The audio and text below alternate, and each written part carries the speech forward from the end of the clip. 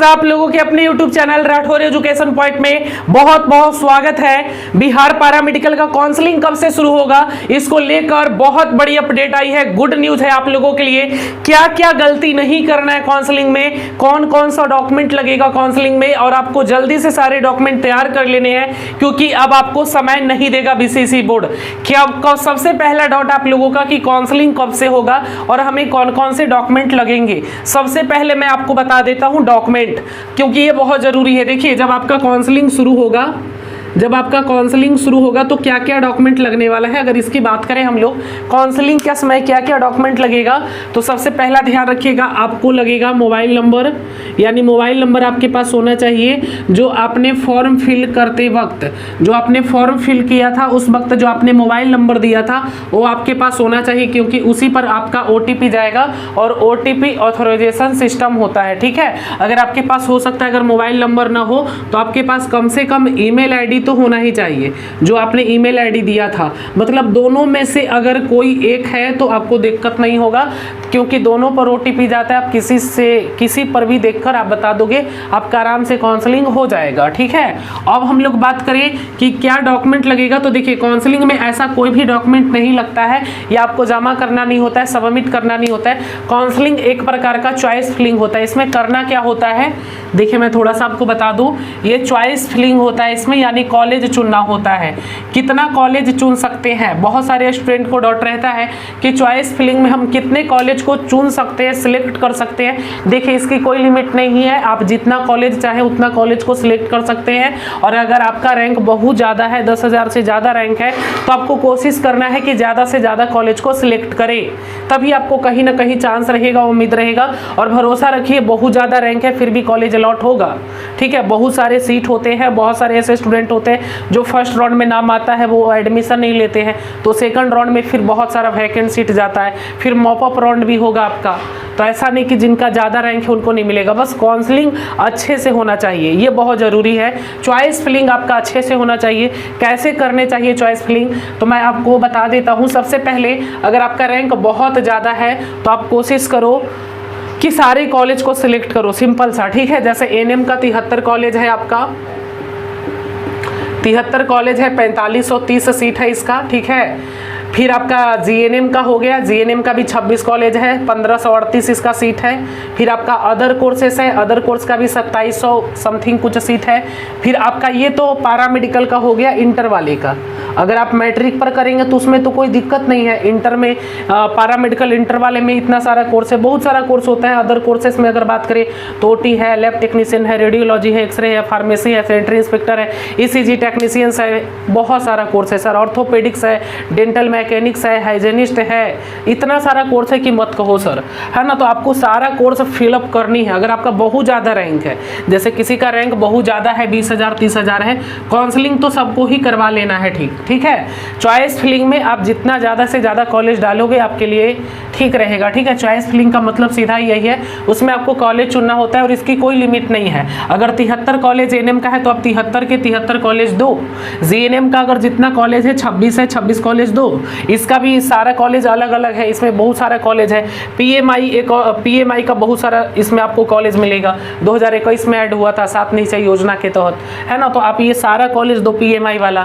Pharmacy का 5 college है, जो भी दो, सारा कॉलेज दो, मिले अथवा मत मिले। अगर आपका रैंक ज़्यादा है तो आप चॉइस फिलिंग में ध्यान रखना कि आप ज़्यादा से ज़्यादा कॉलेज को फिलअप करो।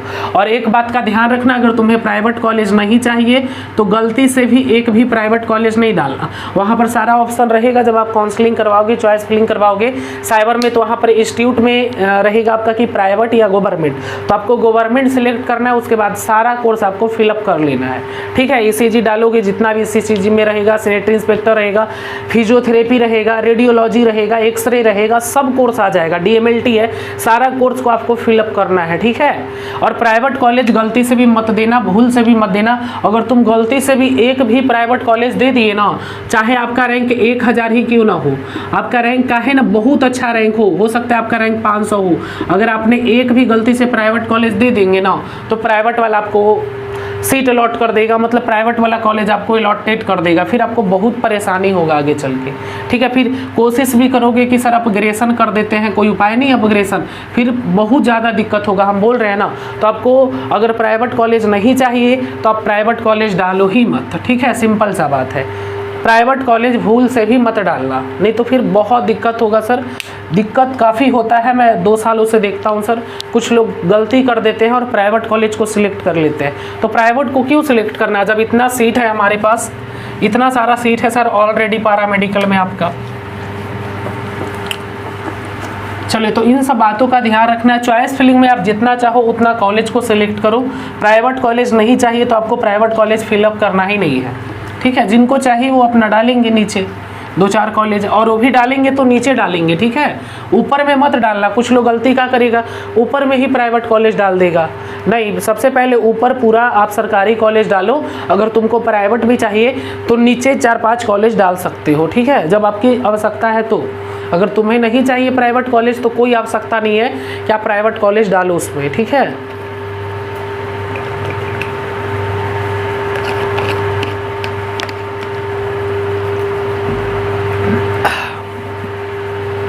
तो आपको काउंसलिंग के वक्त कुछ भी नहीं लगने वाला है, रैंक कार्ड सिर्फ लगेगा, क्योंकि रैंक कार्ड के अनुसार ही आपका चॉइस फिलिंग होगा। सबसे पहले आपको रजिस्ट्रेशन करना पड़ेगा, रजिस्ट्रेशन करने के बाद आपको चॉइस फिलिंग करना है।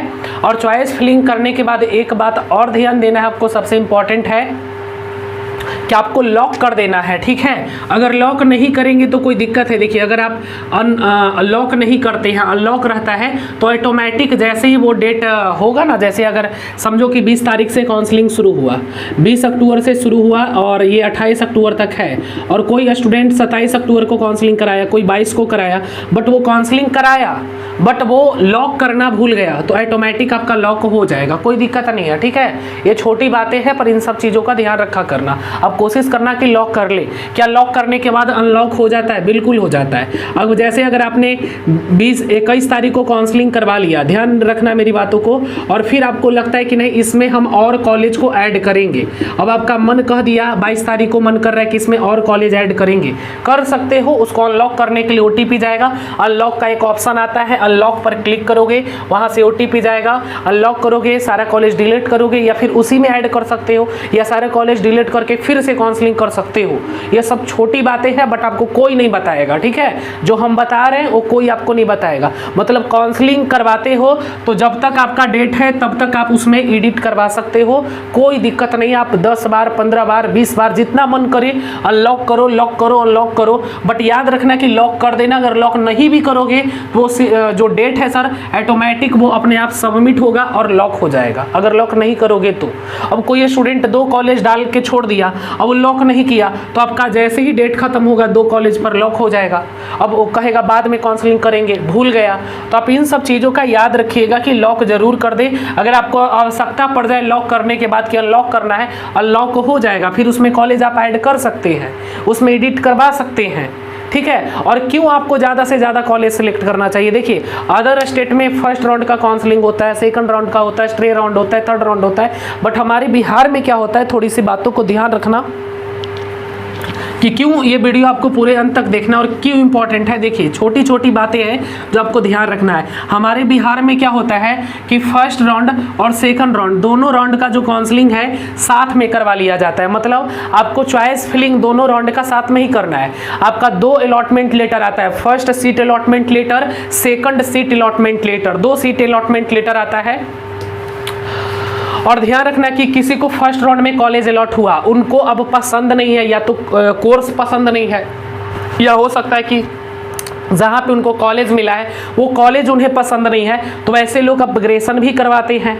अपग्रेशन वो सब तो बाद में हम बताएंगे आपको, बट यहाँ पे आपको क्या ध्यान देना है, सबसे ज़्यादा जरूरी ये ध्यान देना है कि जब आप काउंसलिंग करवाओगे तो आपको ज़्यादा से ज़्यादा कॉलेज सेलेक्ट करना है। ऐसा नहीं कि सर फर्स्ट राउंड में नहीं आया मेरा नाम तो हम सेकंड राउंड के लिए काउंसलिंग करवाएंगे, तो ऐसा कुछ नहीं होने वाला है। फर्स्ट और सेकंड राउंड ये दोनों राउंड का काउंसलिंग जो है साथ में ही होगा, एक साथ होगा, ठीक है। एक साथ होगा और पहले आपका फर्स्ट सीट अलॉटमेंट लेटर आएगा, फिर आपका सेकंड सीट अलॉटमेंट लेटर आएगा। पहले फर्स्ट राउंड का डीवी डॉक्यूमेंट वेरिफिकेशन होगा, जिसको पसंद देखो। अब बहुत सारे स्टूडेंट गलती क्या करते हैं, इन चीज़ों का ध्यान रखना। जिनको फर्स्ट राउंड में कॉलेज मिल गया वो छोड़ते हैं कि अब तो मैं अपग्रेशन कर दिया। देखो अगर आपने अपग्रेशन किया है फिर भी आपको डीवी करवाना अनिवार्य है। अगर आप डीवी नहीं करवाओगे तो सेकंड राउंड में आपका नाम ही नहीं आएगा। तो ये सब बात आप पहले से ही ध्यान में रखो, नोट कर लो कॉपी में। अगर आपका फर्स्ट राउंड में कॉलेज मिला और अगर आप अपग्रेशन कर दिए कि मुझे सेकंड राउंड में जाना है तो भी आपको डीवी करवाना है। आपका जो डॉक्यूमेंट वेरिफिकेशन होगा वो ओरिजिनल जामा नहीं होगा, मतलब आपको सारा रिटर्न कर देगा, वहां पर एक जामा ले लेगा और सारा ओरिजिनल डॉक्यूमेंट आपको दे दिया जाएगा, ठीक है। और जब आपका सेकंड राउंड में जब आएगा नाम आएगा, सेकंड अलॉटमेंट लेटर में भी नाम आएगा। अब कुछ लोगों को ऐसा डाउट भी रहता है कि सर अगर हमें फर्स्ट राउंड में कॉलेज मिल गया और हम अगर अपग्रेशन किए तो क्या हमें सेकंड राउंड में भी कॉलेज मिलेगा या नहीं मिलेगा। देखिए जिन्हें फर्स्ट राउंड में कॉलेज मिला है उन्हें 100% श्योर रहिए, कंफर्म है कि आपको सेकंड राउंड में भी कॉलेज मिलेगा। और अगर नहीं मिला तो जो कॉलेज पहले से था वही कॉलेज आपका रह जाएगा। ज़्यादा चांसेस 95% होता है कि आपका कॉलेज एडिट हो जाएगा, चेंज हो जाएगा। और जैसे ही आपका सेकंड राउंड में चेंज होगा तो आपको सेकंड राउंड में भी काउंसलिंग करवाना है, यानी फर्स्ट राउंड में भी सेकंड राउंड में भी काउंसलिंग करवाना है। और अगर कोई फर्स्ट राउंड में अपग्रेशन कर दिया और काउंसलिंग नहीं कर फर्स्ट राउंड में अपग्रेशन कर दिया बट वो डीवी नहीं करवाया, डॉक्यूमेंट वेरिफिकेशन नहीं करवाया, तो ऐसे लोगों का सेकंड राउंड में नाम नहीं आने वाला है। ध्यान रखिएगा, ये सब मैं इसलिए बता दे रहा हूं क्योंकि बहुत इंपॉर्टेंट है। इन सब बातों को आप नोट कर लो कॉपी में, ठीक है, नोट कर लो सर, नोट कर लो कहीं पे। फर्स्ट बहुत सारा पिछले साल 2-3 ऐसे स्टूडेंट थे मैंने देखा था जिन्हें बहुत अच्छा रैंक था, 400-500 रैंक उनका कैटेगरी में था, उन्हें जीएनएम नर्सिंग अलॉट हुआ था और वो फर्स्ट राउंड में मतलब कि क्या किए कि वो डीवी नहीं करवाए, अपग्रेशन कर दिए थे। या बहुत सारे ऐसे स्टूडेंट होंगे जो फर्स्ट राउंड में नाम आया और डीवी करवाए ही नहीं और अपग्रेशन भी नहीं किए, उनका तो सब कुछ खत्म हो गया। वैसे स्टूडेंट को सिर्फ फिर मौका मिलेगा मॉपअप राउंड में। अब जो स्टूडेंट फर्स्ट और सेकंड राउंड दोनों राउंड का काउंसलिंग एक साथ होगा और जो स्टूडेंट काउंसलिंग नहीं करवा पाया, वंचित रह गया, वैसे स्टूडेंट जब मॉपअप राउंड होगा तो उसमें सारे स्टूडेंट ही पार्टिसिपेट कर सकते हैं। और मॉपअप राउंड में भी ज़्यादा उम्मीद नहीं कर सकते हो क्योंकि कुछ ऐसे लोग होते हैं जो अपग्रेशन छोड़ दिया, डीवी छोड़ दिया, उनका रैंक अच्छा है तभी तो मिला था उन्हें फर्स्ट राउंड में, सेकंड राउंड में तो ज़्यादा चांसेस है कि जब मॉपअप राउंड होगा तो उन्हें कॉलेज मिलेगा, आपको तो नहीं मिलेगा, मिलेगा बट बहुत रेशियो कम ही होगा जिनको नहीं मिला है।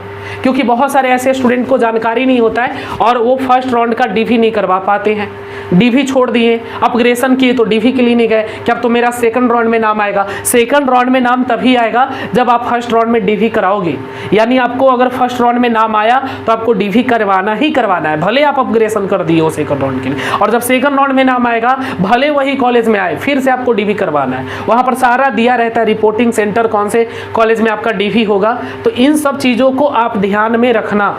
ऐसे मैं फिर वीडियो बनाऊंगा, आपको अपडेट दूंगा, शॉर्ट्स के माध्यम से भी दूंगा। सारा अपडेट पाने के लिए आप एक काम कर सकते हो, हमारा व्हाट्सअप चैनल का लिंक डिस्क्रिप्शन में है, आप वहां से जुड़ सकते हो या फिर इस पर मैसेज करके भी जुड़ सकते हो। 91 35 75 60 65 इस पर आप मैसेज कर दोगे और बोलोगे कि मुझे व्हाट्सअप चैनल से ज्वाइन कर दीजिए, ज्वाइन कर देंगे। अगर आप व्हाट्सएप ग्रुप से ज्वाइन होना चाहते हैं, ग्रुप में आपका नंबर रहेगा। अब कुछ गर्ल्स ऐसे होते हैं जिन्हें सेफ्टी प्रॉब्लम लगती है कि नहीं सर वहाँ पर देखिए हमारे पास गर्ल्स ग्रुप भी है, आप गर्ल्स ग्रुप से ज्वाइन कर लीजिए। और अगर आपको पूरी तरीके से चाहिए कि नहीं सर एकदम सेफ है मेरे लिए व्हाट्सएप चैनल, तो व्हाट्सएप चैनल से आप जुड़ जाओ। पर जुड़ जाओ, टेलीग्राम से जुड़ो, व्हाट्सएप चैनल से जुड़ो, ग्रुप से जुड़ो, जहां से जुड़ना है जुड़ो, सारे अपडेट आपको सबसे पहले मिलेंगे, सबसे पहले अपडेट आपको किया जाएगा। तो आप ज्वाइन करिए व्हाट्सएप चैनल से, लिंक डिस्क्रिप्शन में है या इस नंबर पे मैसेज करके आप बता देना कि चैनल से जुड़ना है या ग्रुप से जुड़ना है। आप किसी भी चीज़ से जुड़ जाओ बस देख के, ठीक है। चैनल से जुड़ना है चैनल से जुड़ो, ग्रुप से जुड़ना है ग्रुप से जुड़ो, दोनों चीज़ें अवेलेबल है,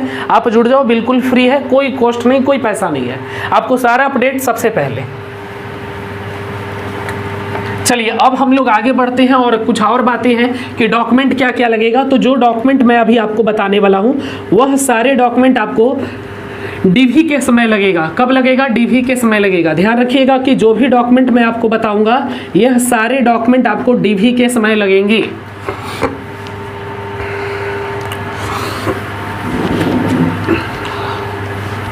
मैं जो भी डॉक्यूमेंट अभी आपको बताऊंगा, ये सारे डॉक्यूमेंट आपको डीवी के समय लगेगा। मैं स्क्रीनशॉट लगा देता हूं, मैं बताऊंगा नहीं, इसकी आवश्यकता नहीं है, बस आप एक बार देख लो। 10th 12th का मार्कशीट, एप्लीकेशन फॉर्म जो आपने अप्लाई किया था, सारा कुछ यहाँ पे लिखा हुआ है। लगभग 15 चीजें यहाँ पे लिखा हुआ है। माइग्रेशन छूट गया है तो माइग्रेशन भी लगेगा आपको, माइग्रेशन हो गया। CLC और SLC भी लगेगा तो इसको भी लिख लेना। और सारा कुछ यहाँ पे मैंने लिख दिया, जाति आवासीय आय सब लगेगा। जो आपने फॉर्म अप्लाई किया था वो लगेगा। फिर आप काउंसलिंग वाला जो PDF हम दिए हैं वो लगेगा। काउंसलिंग वाला PDF अभी मिला नहीं है, मिलेगा जब आपके पास जब काउंसलिंग हो जाएगा तो एक PDF मिलेगा, रिसीविंग मिलेगा। फिर एडमिट कार्ड होना चाहिए आपके पास, फिर रैंक कार्ड होना चाहिए। और बहुत सारे लोग गलती क्या किए हैं, वीडियो को इसलिए पूरा बोलते हैं कि देखिए इसलिए बोलते हैं कि वीडियो पूरा देखिए। गलती आप लोगों ने क्या किया ना, कि जो रैंक कार्ड है सर जी, बहुत सारा लोग इसका स्क्रीनशॉट करके रख ले है। वहाँ पे स्क्रीनशॉट लेकर जाओगे, बताओ दिक्कत बहुत होगा। आप जाइए साइट पे जाइएगा, साइट पे अभी सब ऑप्शन रहेगा। आप साइट पे जाओगे, वहाँ पे रैंक कार्ड डाउनलोड करने का एक ऑप्शन है, डाउनलोड सेक्शन बना हुआ है, वहाँ से रैंक कार्ड आप डाउनलोड करिए, ठीक है। जो डाउनलोड नहीं किए, बहुत सारे ऐसे लोग हैं जिनके पास फॉर्म अप्लाई किए थे, उसका हार्ड कॉपी नहीं है। तो हार्ड कॉपी अगर आपको चाहिए तो हार्ड कॉपी का भी लिंक है, आप जाइए और हार्ड कॉपी निकलवा लीजिए, ठीक है। हार्ड कॉपी डाउनलोड करने का भी लिंक है, आप निकलवा लीजिए, ठीक है। और कुछ नहीं करना है। अब आपको जो चेक स्लिप लगेगा, बायोमेट्रिक लगेगा, वो सबके लिए एक जैसा होता है, वो हम आपको ग्रुप में ही सेंड कर देंगे। वो सब आपको करवाने की कोई आवश्यकता नहीं है। यहाँ पर चेक स्लिप भी आपको लगेगा, बायोमेट्रिक लगेगा, रैगिंग सर्टिफिकेट लगेगा, मेडिकल सर्टिफिकेट लगेगा, और भी बहुत कुछ लगेगा। तो लगेगा तो बाद में लगेगा, अभी नहीं लगेगा। सारा कुछ लगेगा आपको। मेडिकल सर्टिफिकेट सदर हॉस्पिटल से बनाने होते हैं, सब हम बताएंगे आपको। बट अभी सिर्फ आप स्क्रीनशॉट जो रैंक कार्ड का करके रखे हैं उसको कोशिश करिए कि जाके डाउनलोड करें और फॉर्म जो अप्लाई किए थे उसका हार्ड कॉपी निकालें, ठीक है। नहीं तो फिर आपको तकलीफ होगा सर, आप ही को होगा। फिर आप हमारे पास कॉल करिएगा, मैं तो सॉल्यूशन कर ही दूंगा सर। मैं हर साल सर, जो भी स्टूडेंट हमारे पास पर्सनली कॉल करता है, डॉक्यूमेंट नहीं है फिर भी आपका DV होगा, एडमिशन भी होगा, आपको समय भी दिलाएंगे सर।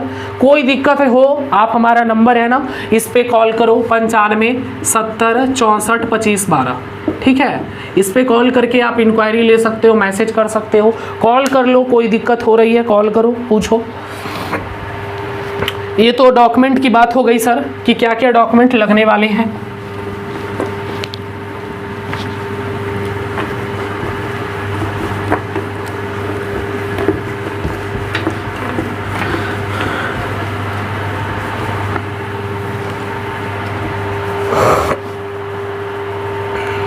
ये तो डॉक्यूमेंट हमने बता दिया क्या क्या डॉक्यूमेंट लगेगा। ये सारे डॉक्यूमेंट आपको रेडी कर लेना है। DV के समय लगेगा जब आपका डॉक्यूमेंट वेरिफिकेशन होगा।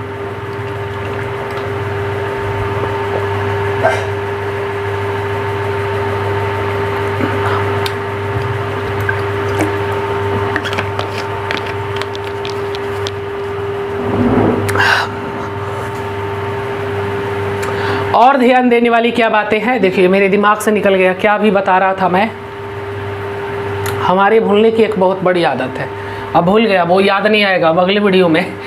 चलिए, और क्या बता रहे थे कि आपका DV के लिए बता दिए थे। क्या याद आ रहा था, भूल जाओ ना तो बहुत गुस्सा आता है। कुछ याद आ रहा था बट मैं भूल गया, और इम्पोर्टेंट था आपके लिए। मालूम नहीं क्या था। खैर कोई बात नहीं है, जो भी हो बाद में बता देंगे, याद पड़ेगा तो। और आपका जो काउंसलिंग है वो कब से होगा, इसको लेकर आप काफ़ी परेशान हैं। तो देखिए, जो काउंसलिंग होगा वो आपका कब से होगा सर जी, वो आपका 20 अक्टूबर से शुरू हो जाएगा। 20 अक्टूबर से, यानी 20 अक्टूबर को आपको नोटिस आ जाएगा। 20 अक्टूबर को आपको कोई ना कोई नोटिस आ जाएगा, आप ध्यान में रखिएगा इस चीज़ को। और उसके बाद इसी मंथ में आपका, इसी मंथ में यानी कि अक्टूबर मंथ में ही आपका काउंसलिंग करवा लिया जाएगा, ठीक है। अक्टूबर मंथ में ही करवा लिया जाएगा, जैसा कि INC का एक नोटिस भी है। बट इससे कोई ज़्यादा फर्क नहीं पड़ता है, अगर इसका मन रहा तो नवंबरों में करवाएगा, बट ऐसा कम ही चांस है। आपका 20 अक्टूबर से काउंसलिंग स्टार्ट कर दिया जाएगा, नोटिस इस तारीख को आ जाएगा, ठीक है। तो ये इस वीडियो में काफ़ी कुछ आपको सीखने को मिला होगा। लाइक आप लोग नहीं करते हैं तो लाइक ज़रूर कर दीजिएगा सर। नेक्स्ट वीडियो थोड़ी देर में आ रही है, उसको देखिएगा। और उसके बाद एक शाम को हम लोग लाइव सेशन रख रहे हैं आज सीट मैट्रिक्स को लेकर, ठीक है। बहुत सारे स्टूडेंट को डाउट है सीट मैट्रिक्स कितना किस कोर्स में सीट है, वो सारा एनालिसिस आज हम लोग करेंगे शाम को लाइव आकर, ठीक है। धन्यवाद।